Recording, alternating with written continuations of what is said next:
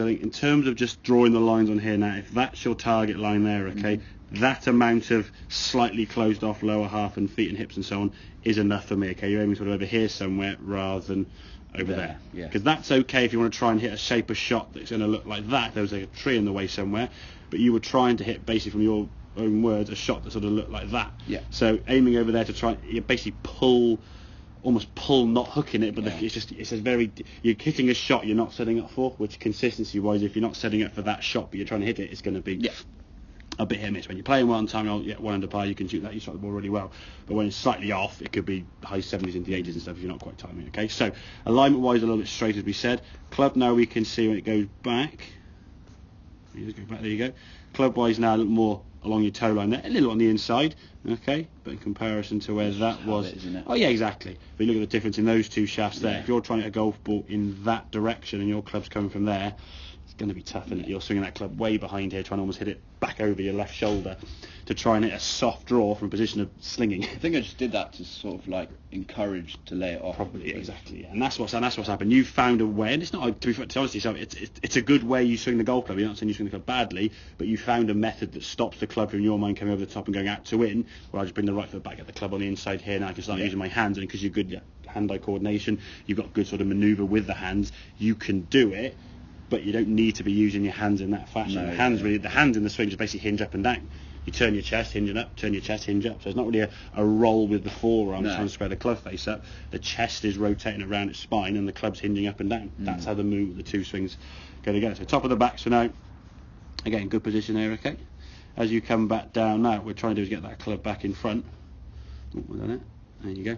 Perfect. So that club now, this sort of hitting position here now, over your toe line, going in that direction. Hence, what the club now is going to be going more on that line. We won't need to start using your hands quite so much to save it. We can just rotate the chest and the hands and arms can hinge through, and we can get that club kind of exiting a little bit lower through your left shoulder. That's not too bad there. I think this one here, as you can see when it comes in, obviously because your body there's the club now from that position there, and as you exit this way, I think it's a bit more, not too bad, okay, a little bit higher up there. So you just got to learn. So it looks, exactly. But that will come a bit more when the club starts working in front of you, and you won't feel the need to save with your hands, okay. But when the club starts exiting, if you just look at those two positions here now, how that one looks a much more chest to target. That one looks like you're sort of going over this way.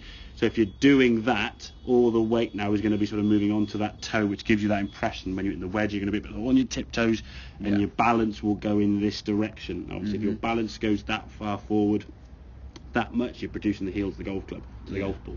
And if you're not careful, that's when some of the old piperoonies start coming in. Okay, so ideally speaking, we want the hands to be exiting a little bit lower, which will sort of start coming from once that club gets back in front of you. I wouldn't just try and sort of start pulling the arms around here, especially if the club is coming in from too far inside there. If the club's coming back from in here, going that direction, and you try and exit left, you just toe the crap out of it. Just be horrible sort of shot, okay? Yeah, exactly. And that's possibly just you trying to sort of get in a position, you hear things on TV, I'll get the club back in front, get the club swinging left, all these sort of things.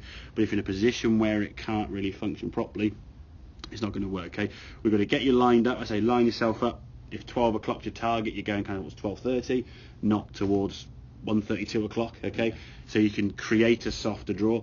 And if I'm being honest, maybe in the first month, 6 weeks, you might hit sort of a straight or maybe a slight fade to start with, but then you can sort of play about with that to sort of try and find a little bit of draw, because the draw needs to be from a club face just a smidgen close to the path, not you aiming 40 yards left and the club face aiming 20 yards and then trying to sling it, okay? Because that amount of sling, you're reliant so much on your hand action. When it's a flat, perfectly even mat and stuff with a good line, no inhibitions, no trouble, no pressure, no consequence, you can do it with your eyes shut.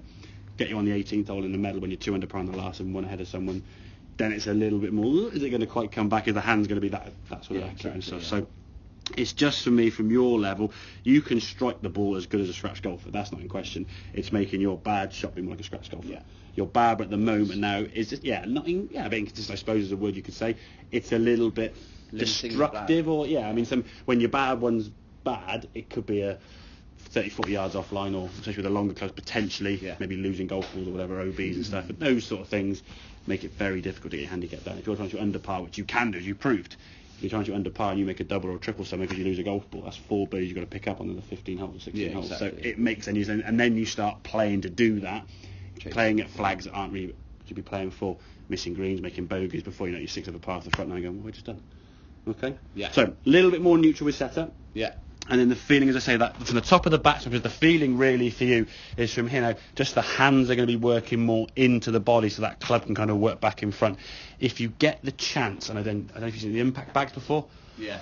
you can modify, if you haven't got one yourself, you can modify like a cushion on a fairly sort of hard, like something fairly solid you can put on the ground and stuff. You just actually swing into a cushion there just to get the sensation, or a pillow, just to get the sensation of hitting that with a sort of more neutral thing rather than trying to hit it from this way and hit it with your hands. You would try it like almost a high five into the back of that impact bag there rather than from in here rolling your arms over a little bit too much. So just give that sensation that is working back more in front. So the hands work back down, as we said. We go back to here now, the hands from the top of the backswing, just draw in for a second so you can see, the hands are going to be working down here in that sort of fashion. We don't want the hands to be working out to the golf ball this way, because that often happens when guys try to lay the club off, yeah? If you try to lay the club off, where's that hand's going to go? It's going to go out there. You lay the club off, but then where flick it with your hands, exactly. So if we can get from here now, the hands are going to work back into the body, handle works down, club can work out. Okay, like I said, the hinge of the wrist in the golf swing are that way.